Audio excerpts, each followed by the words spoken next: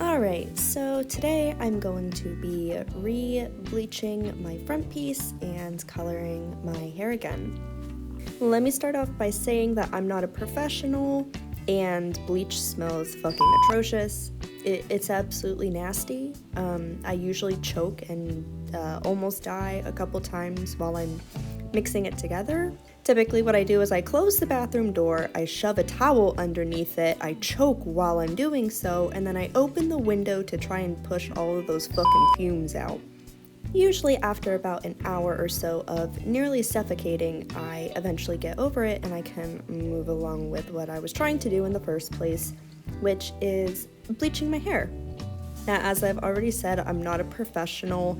Working with bleach is very dangerous if you don't know what you're doing. I typically just refresh my roots in my front piece like what I'm doing here. I've done this enough that I feel confident with what I'm doing, and I'm also taking care to not overlap on the parts of my hair that have already been bleached. If you do that, it can cause lots and lots of breakage and damage, and that's not something you want to happen, so I'm just being very cautious about where I'm putting the bleach. Bleach also doesn't lather, so when you put it on, you have to make sure it's on your hair, or it's just not going to lift evenly and properly. Sometimes I start in the middle, sometimes I start at one end and work my way to the other end.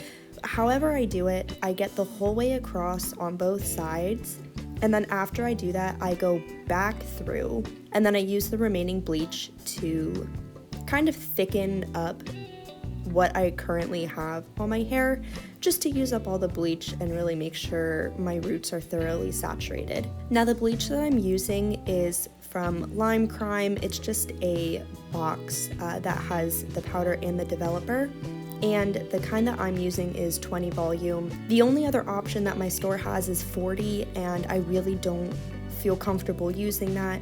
20 isn't as powerful. However, I feel most confident with the 20 volume. If it sits on my hair a little bit longer because it's less powerful, that's fine with me because I don't always move as fast when I'm bleaching my hair. Now what I'm doing is a bleach wash, and all I did for this is add a little bit of water and shampoo to the remaining bleach that I had, and I'm putting it over the rest of my hair to try and get the hair all as even as possible prior to coloring it. Bleach washing obviously is still very damaging, just like bleach, so I don't recommend doing this. I did bleach washes to my entire head too many times last year, and my hair is still trying to recover from it. So anything with bleach and harsh chemicals, you need to be so careful, or your hair will have so much breakage and it'll take a long time to have your hair recover, or you'll have to cut your hair off, or your hair could fall off. And you can even see by some of my facial expressions that my hair feels pretty crappy. You can see it. You can just tell by looking at my hair that it is damaged. So it's important to know the effects and the realities about using bleach, because it's not just all fun and games, and you do really have to be careful, or you can lose your hair, and I don't want that for you.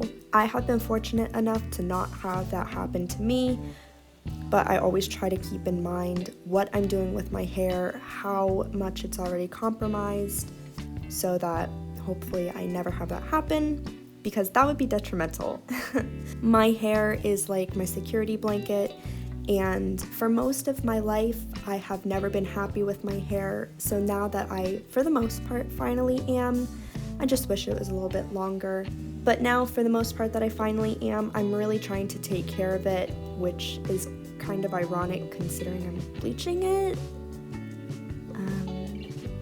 Anyways, moving on. Now I'm just recording some of the process and making a reel while I'm at it. What am I even doing? I have no idea.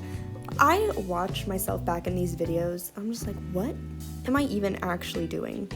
I loved how my hair looked right now, the way that my ponytail was, and it was just like such a look. It was so cute. But now it's the fun part with coloring. As I colored my hair in increments, I recorded a couple clips for some of my reels for the transformation and transition videos. And I've been working on getting my reels uploaded to the shorts, but I am more active and prominent on Instagram. So if you would like to see my videos as soon as I post them, because I post them sooner on Instagram than I do on YouTube here or TikTok, then you can follow me on Instagram. My username is the same. And by the way, if you have any ideas for other content you would like to see me do on YouTube here, please let me know in the comments. It's kind of strange getting back into uploading YouTube videos because I had not for a very long time. I think it was about a little over a year and a half before I started posting again. I just really missed YouTube. It's just so much fun. I really missed it and I want to get back to it. But with that being said, I am kind of at a loss now and then with content ideas because recording myself doing my hair and my makeup is easy peasy lemon squeezy. But as far as other ideas, I'm not sure because all I really do is just, chill at home with the kids, do some mom things, and occasionally work on reels and recording myself. So anyways, I've also been uploading some of my art and drawing videos as well. I also did make an art account on Instagram solely for art purposes, where I'll be posting photos and close-ups of my drawings, and my username for that is thatspicytater. I don't really know how I came up with that name or why, but spicy potato just kind of became my thing after I changed my name to that on Instagram, and I'm just rolling with it. So anyways, back to the hair. So this hair color idea was actually inspired by Chloe, my daughter. I asked her what colors I should do. She told me pink and purple. So what I was trying to do with this is start with a darker shade of each color near the roots of my hair, and then as it got down to the ends, fade it into a lighter color.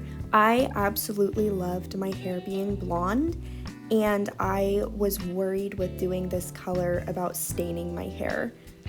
I was actually extremely hesitant to even coloring my hair this time, and as soon as I was done coloring it, the first thought through my head is, what the heck have I done? And I even touched up the color again after doing this. I added some more orange to it because I'd been wanting to use this orange color I picked up before, but I was very nervous about that. And it actually came out so good. I don't think I recorded myself updating my hair color that time, so I will insert a picture or a video clip or something with the touch-up after this video is over, just so you can see what I was talking about. So yeah, I just wanted to keep the colors a little bit lighter because I've always loved pastel colors. My hair has never usually been light enough to really achieve a light pastel color. And after washing this out, it was a little bit darker than what I would have preferred it to be, but like I said, it washed out just fine. It faded really nicely. Of course, by this point, my hair is back to blonde again, and it was just a fun change for that time period and to break up my hair being blonde. I have gotten absolutely horrendous at remembering to finish recording myself and taking pictures after I get done coloring my hair. So I could not find a decent picture after I had done this hair color, but I do have some good pictures after I added the orange to it, and in my opinion that looked so much better. This video is almost over, so I'm gonna get it wrapped up. If you enjoyed today's video and this kind of video from me in general, then please give it a thumbs up.